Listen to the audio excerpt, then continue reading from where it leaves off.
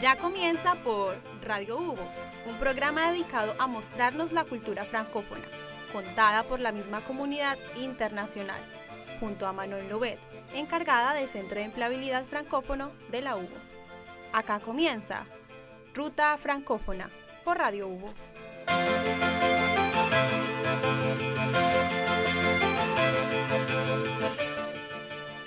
Bonjour et bienvenue en Ruta Francófona. Hoy tenemos el agrado de recibir a Eduardo Valenzuela Abanca. Muy buenos días. Abaca, perdón. Discúlpeme, ya empezó mal. Para hablar de la música árabo-andalusí, un género musical que ilustra los lazos entre la península ibérica y parte de Europa y África del Norte. Este género tiene mucha historia y constituye un patrimonio cultural muy rico que vamos a descubrir acá. Conversaremos acerca de ello con Eduardo Valenzuela, doctor en Antropología Social y Etnología, especialista en estudios sobre religión en América colonial, pero también gran músico, apasionado de música árabo-andalusí y que organiza talleres de aprendizaje de esta música aquí en Chile. Muchas gracias por la invitación. Muchas gracias a ti de recibirte, de verdad que un gran gusto. Para introducir entonces esta música, es un género musical originario de Al-Andalus, que es un territorio de la península ibérica con algunas partes del sur de Francia actual bajo control de los musulmanes entre 711 y 1492. Se forma como un conjunto musical de obras musicales y poemas que conforman los textos, que eso yo creo que Eduardo nos lo explicará mejor un poco más adelante. Esta música se desarrolló y extendió geográficamente gracias a los intercambios importantes entre los mayores centros culturales de Al-Andalus, lo que formó grandes escuelas. La escuela de Granada, que se propagó en Tlemcen, Orán y otras ciudades de Argelia, y también en Rabat, Tánger, Chefchaouen y otras en Marruecos. La otra escuela, que es la escuela de Córdoba, que se extendió a Marruecos y Argelia también, en otras ciudades que las precedentes. La escuela de Sevilla, que se desarrolló en Fez, en Marruecos, Constantina y otras municipalidades en Argelia, Trípoli en Libia y Kairouan y Testur en Túnez. Y la escuela de Valencia, que se extendió a la ciudad de Túnez en Túnez, ¿verdad? Entonces, varias escuelas de música árabo-andalusí que igualmente podían convivir en una misma localidad. La implantación del género musical en África del Norte se aceleró después de 1492 por la Reconquista, periodo en el cual España se volvió católica y los mauros y judíos estuvieron expulsados en países norteafricanos. Asimismo, siglos después estamos acá y la música árabo-andalusí se encuentra todavía en muchos países distintos: Marruecos, Argelia, Túnez, Libia, España y sobre todo en Andalucía, en Francia también. Y bueno, con corrientes derivadas de las cuales nacieron otros géneros como el chaví en Argelia, que es más moderno y actual, pero también esta música árabo-andalusí fue una de las fuentes del flamenco y de los trovadores y tuvo influencia hasta en la música occidental contemporánea. Entonces, un género que nos derivó a muchas cosas actualmente, pero quizás podemos volver un poco a sus orígenes y cómo nació al final este género, por favor. Bueno, la historia de la música andalusí es también una historia de multiculturalidad de alguna manera. La música andalusí es la síntesis de tres tradiciones distintas, tres tradiciones musicales. Primero, una tradición cristiana, que es la que había en la península antes que llegasen los árabes. Claro. En la península existían reinos visigodos y población hispano-romana, todos ellos cristianos, todos ellos conocían la música de origen griego. Entonces ese sería, digamos, el primer componente de esta música, sería la música que legó el Imperio Romano a esa localidad, que es música de corte griega clásica, los modos griegos clásicos. Es el primer componente. El segundo componente es el que llega de Oriente, ¿cierto? Cuando se producen las peleas en el lejano Oriente por las dinastías árabes, un grupo de esta dinastía cruza por el norte de África y entra por el estrecho de Gibraltar y sube y lleva adelante la conquista de España. Entonces, ese contingente humano trae consigo una música que le vamos a llamar música árabe de Oriente, de momento. porque pertenece a esa cultura de Oriente y son árabes parlantes, todo ello. Esa es una élite. Entonces ahí tenemos 2 de los 3 componentes de esta música. Y el tercer componente es quizás como el menos esperado, pero el más obvio de todos. Porque nada de esto hubiese ocurrido si no es por la población natural del norte de África, que son los bereberes o amazigh, que son diferentes confederaciones de pueblos del norte de África, que son, digamos, la materia prima con la que ocurre toda esta serie de intercambios. Porque los árabes que llegan de Oriente utilizan a las tropas bereberes para poder conquistar.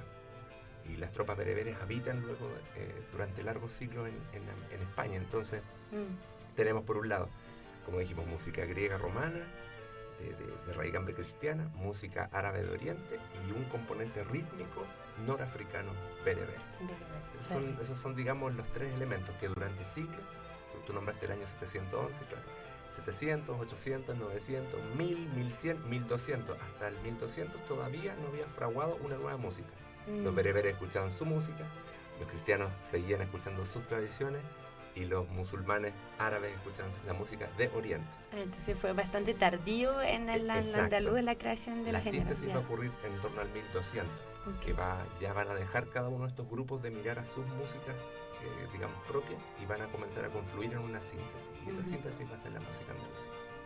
Bueno, ¿y cómo sucede eso? ¿Sabemos? Porque te ven por la época... Es un proceso lento, que tiene que ver con la convivencia de estas 3 culturas dentro de España, pero que va a ser sistematizado por una figura que se llama Ibn Bella o Aben Pase. En la castellanización se le llama Aben Pase, que fue un intelectual, estos que son matemáticos, físicos, químicos, músicos, que tienen múltiples talentos, y Ibn Bella o Aben Pase llevó adelante la síntesis teórica de esto. Y lo que ya estaba ocurriendo a nivel del pueblo, digamos, de ir combinando estas diferentes culturas, él lo sistematiza y escribe una serie de tratados para formalizar esto que va a ser conocido como música andalusí.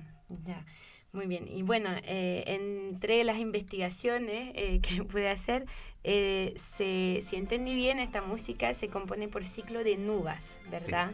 Sí. Que adentro mismo como texto usan formas poéticas, ¿verdad? Exacto. ¿Qué son esas nubas? Yo escuché que al principio habían 24, una para cada hora del día, que se fueron un poco desapareciendo por el tiempo, pero ¿en qué consiste esto?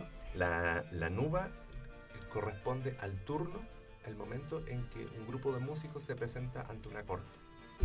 Eso es una nuba. Entonces, cuando los músicos iban a presentar una obra a la corte, a los músicos, a los gobernantes, los músicos interpretaban una serie de piezas, una tras otra, como si fuese un concierto cortito de una hora. ¿Eso en el Al-Ándalus? Eso en Al-Ándalus, exactamente. Eso en Al-Ándalus, claro. En Oriente también se interpretaban nubas, pero en Al-Ándalus terminó siendo como la formalización de esta música. Entonces, un grupo de músicos, una orquesta, tenía un repertorio y ese repertorio lo presentaban frente a los gobernantes y eso se le llamó la nuba.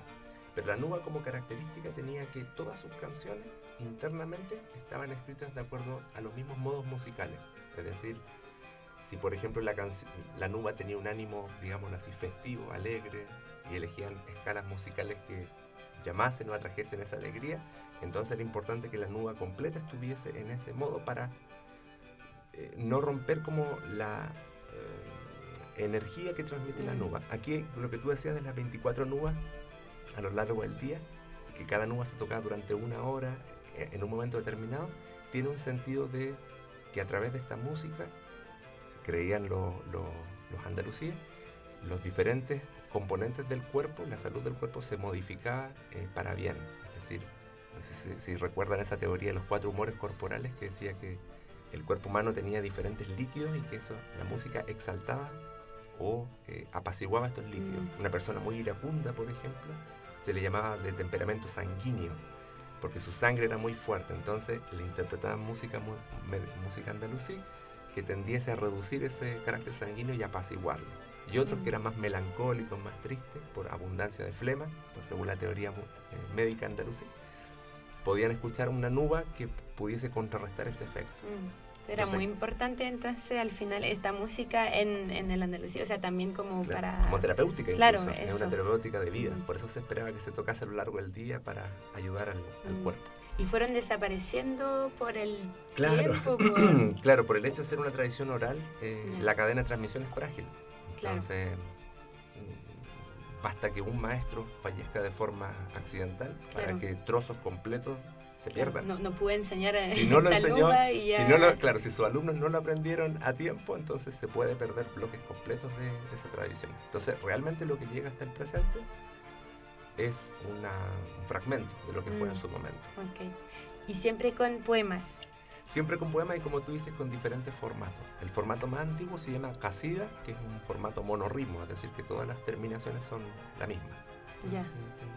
Terminan todo en a o en todos terminan igual. Y la muwashahat, que es otro formato poético, presenta como mudanza. Entonces, hay diferentes modelos poéticos, por un lado, que se aplican a la nuba. Hay canciones que son casidas, canciones que son muwashahat, con diferentes formas de rima. Okay. Y hablabas de la transmisión oral. ¿Hasta el día de hoy se transmite de forma oral? Exactamente, claro. De hecho, ya cuando aparecen los sistemas de registro, las partituras, y Europa comienza a implementar, porque Europa también era oral durante muchos siglos. Claro. O sea, de hecho, incluso en la Edad Media, que había sistemas de notación, la población no tenía acceso a eso. Cantaba y tocaba sus instrumentos de oído, por tradición oral.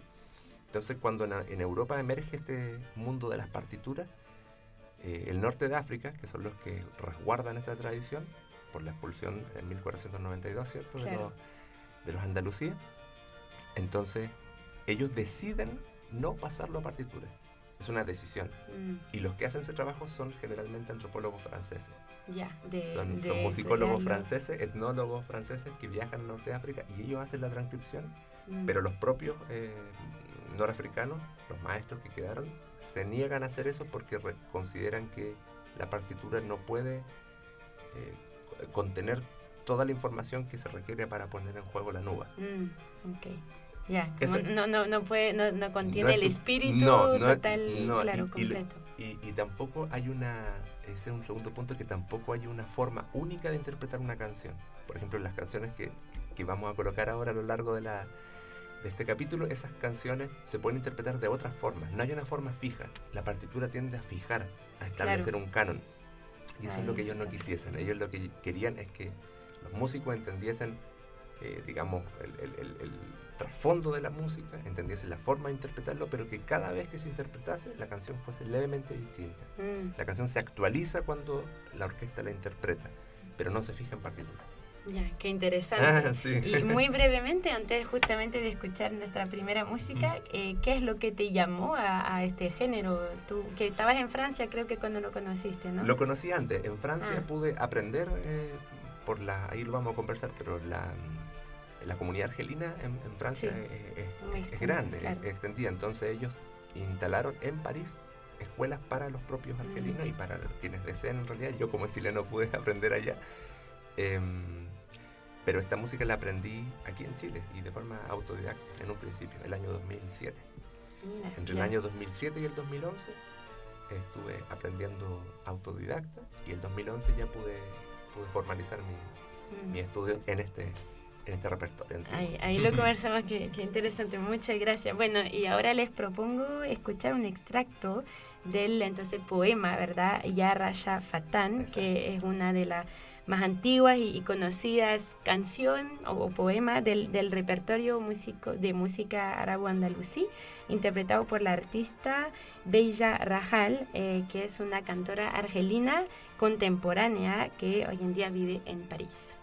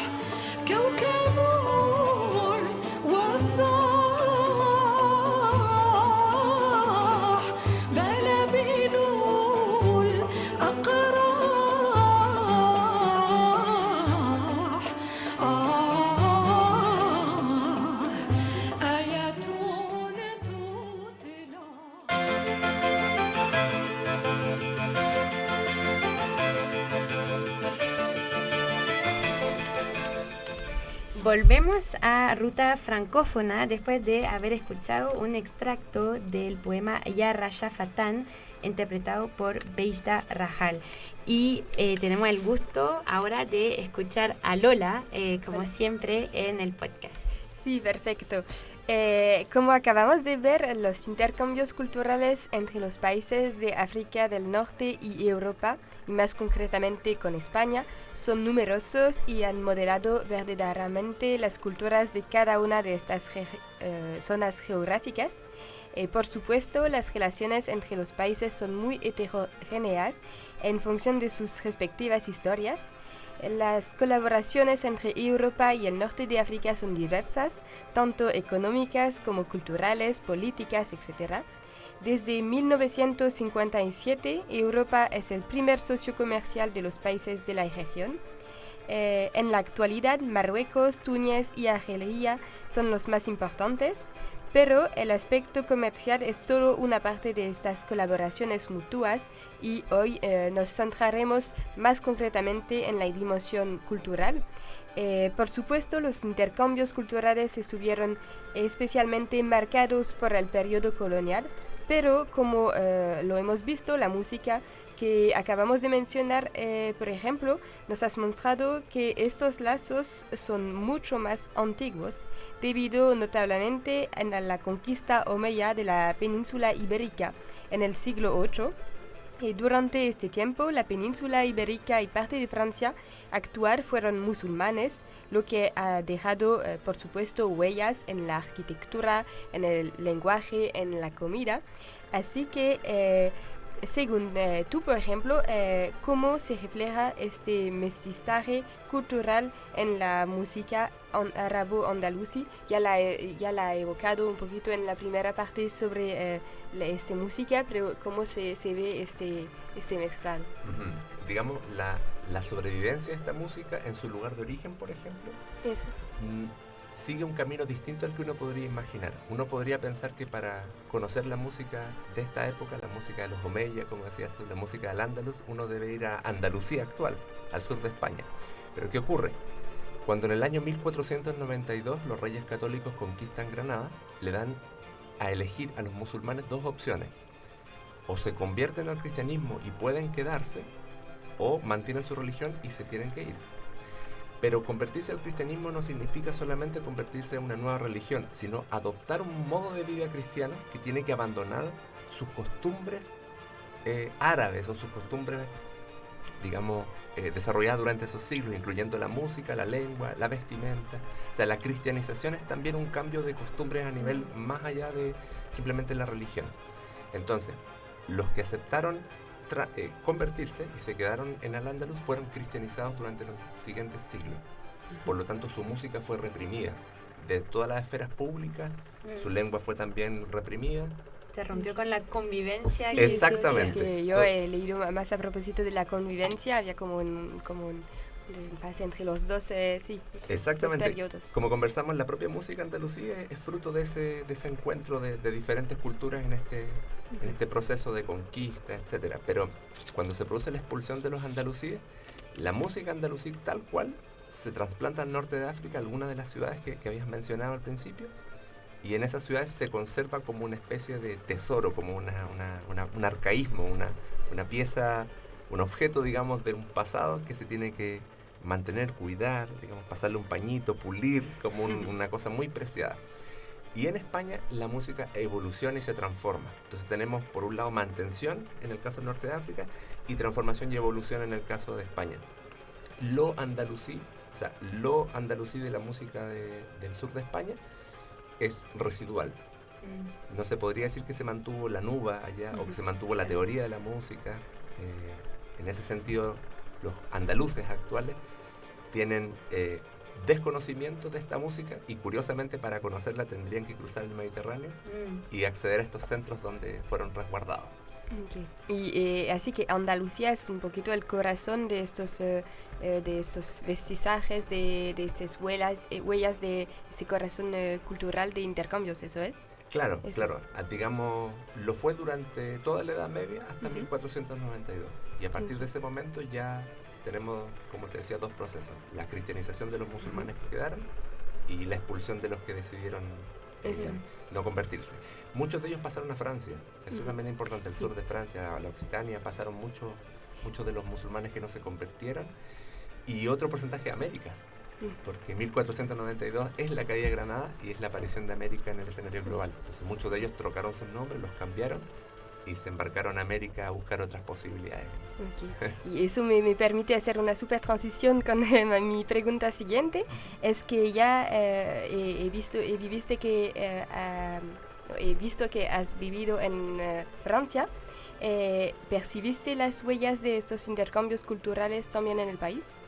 Sí, bueno, por la situación puntual de Francia en relación a Argelia, la condición de colonia que hubo durante tiempo y las regalías que tiene la población argelina en París, les permite a los argelinos algo inédito, que es mantener escuelas de su música fuera de su territorio. Eso no ocurre en España, por ejemplo. En España no hay escuelas de la música andalusí. No se ha producido esto de que los marroquíes sean aceptados dentro de España como herederos de esta cultura y se les permita mantener una escuela formal de la música andalusí, pero en París sí. En París hay al menos 3 asociaciones grandes.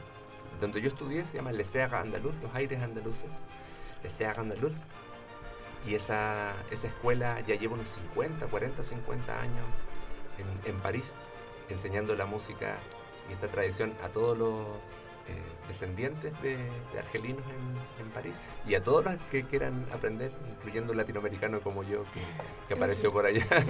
¿Y esto se hace más por la comunidad argelina que otras? Porque también podría ser los marroquíes, los tuneses. Yo creo que la comunidad argelina en París está mucho más activa, está mucho más consciente de su historia y de su legado y la comunidad francesa le permite de alguna manera ese espacio. Entonces pueden mantener formalmente sus escuelas y aprender estas canciones que se aprenden lentamente porque hay que acordarse que es tradición oral. No es como que le repartamos partituras a una orquesta y le digamos vamos a tocar esto la próxima semana. Aquí son meses de aprendizaje hasta que la melodía entra a tu cuerpo, digamos, y a tu memoria y ya no se te olvida nunca más. O sea, y no, perdón, es que tengo una curiosidad. Entonces, ¿y no lo vas a escribir, por ejemplo? Porque para, no sé... Exacto, no se puede escribir. De hecho, los maestros que te enseñan eso son muy... Te pegan la mano ahí. Te dan con varillazos, no, de golpecitos. Te recuerdan de que ejercites tu memoria. O sea, nosotros como humanos tenemos una cultura oral que preexiste a la escrita. Somos ante todo una cultura oral, los mitos son orales, los mitos se aprenden a través de canciones para todas las comunidades humanas, entonces nuestro lado, digamos, oral, con esta música se ve exigido y sobre todo en este tiempo que es excesivamente, digamos, escritural y también audiovisual. Aquí tenemos que volver a escuchar, volver a recordar y volver a cantar. Y creo que en París, y bueno, en Francia en general, pero en París en concreto, se les permite a los argelinos desarrollar su música a su ritmo y con el tiempo necesario para aprenderlo. Prohibido de escribirlo, así que hay prohibido. que... Eso es. A trabajar la memoria. Y con esta idea de lengua, he leído que una de las huellas más importantes de esta cultura se ve en las palabras hoy en día, porque muchas palabras árabes pasaban así al español y después al francés. ¿Tienes ejemplos de esta raíz común, por ejemplo, en el vocabulario musical de transmisión de raíz árabe al francés? Yo conozco muchas palabras del árabe al español, pero el paso siguiente al francés no tendría que pensar qué palabras pueden ser. Por ejemplo, quizás trovador es una de ellas, trovador. El trovador, la palabra trovador viene de la voz árabe tarab. Tarab es la palabra que designa la emoción que produce escuchar música. El gozo que produce la audición de la música se llama el tarab, es como un sentimiento que produce la música. Entonces a estos músicos de la Occitania que iban por diferentes lugares tocando sus instrumentos y causando eso se les llamaba trovadores. Esa sería una palabra que pasó directa. Claro. Pero hay otras que no, por ejemplo aceite. Sí, no pasó en... Will, ¿cierto? Sí. Ya, y en árabe aceite. Hay algunas que continúan y otras... Claro. otras que no. Y yo creo que hay unas que quedaron también así en su mismo estado, como les comentaba, que nuba es una palabra que se puede usar en el francés para decir fiesta, pero que viene directamente del árabe, ahí sí. Eso no tenía idea, y es impresionante, claro, sí. Faire la nuba. Sí, conocía, es una otra generación. Y para acabar, tenía una pregunta que... ¿conoces proyectos más recientes que ilustran el legado, esta mezcla cultural de al-andaluz hoy en día que se puede...? Ocurre con lo andalusí, con este repertorio, que es un repertorio que hace muy poco tiempo salió de sus fronteras. El año para esto es 1932. El año 1932 se celebra algo que se llama el Congreso del Cairo. Se reúnen todos los países árabo-parlantes a compartir sus tradiciones musicales. Y por primera vez los árabes de Oriente escuchan la música andalusí de estos árabes de Occidente. Solamente hablamos del mundo árabe propio, 1932. Entonces, la difusión fue paulatina. A mediados del siglo XX, musicólogos franceses registraron estas piezas, transcribieron algunas partituras y comenzaron a sacarlas de sus fronteras nacionales. Por las colonias también, me imagino. Las colonias, exactamente, también eso facilita, digamos, la salida de esta música de su esfera local. Pero para llegar a América, por ejemplo, eso toma más tiempo y un poco de... En el caso de América, de por qué nosotros en América podemos escuchar esta música y podemos disfrutarla y entenderla hasta cierto punto, creo que la clave está dada por la formación de la música latinoamericana. La música latinoamericana es colonial y como música colonial tiene elementos de lo morisco, de lo moro, dando vuelta. Entonces, aunque la población de América nunca ha escuchado música andalusí, cuando la escucha por primera vez, algo familiar ahí. Hay una conexión, ¿no? Es distinta a la música árabe oriental. La música árabe de Oriente, Siria, Líbano, Palestina, la música se percibe como exótica, como que da la sensación de arena, camellos, como ese imaginario de Oriente, del oxitismo, de esta cosa exótica del orientalismo, etcétera. Pero en el caso de los andalusíes, esto suena como cueca, dicen, esto suena como una tonada chilena, o para los venezolanos como música de los llanos, porque en ese germen de 1492 pasan para América, en esa etapa inicial formadora de América, muchos moros escapando, que no querían irse al norte de África, pero tampoco querían convertirse. Quisieron probar suerte en esto llamado América. Súper interesante. Muchas gracias, de verdad. Ahí vemos los lazos, las conexiones por toda región, de verdad. Así es. Claro. Muchísimas gracias, Eduardo. Por la invitación. De verdad. Y bueno, les dejamos ahí con otra música árabo-andalusí que voy a intentar pronunciar correctamente. Que es Sana instrumental, Tahi Rast, Laulaka Ma Himtu Waida, interpretada por Omar Medjoui en su álbum La Fuente del Amor Secreto. Omar Medjoui, que es un músico y musicólogo marroquí de música árabe-andalusí de la escuela de Tánger. Muchas gracias.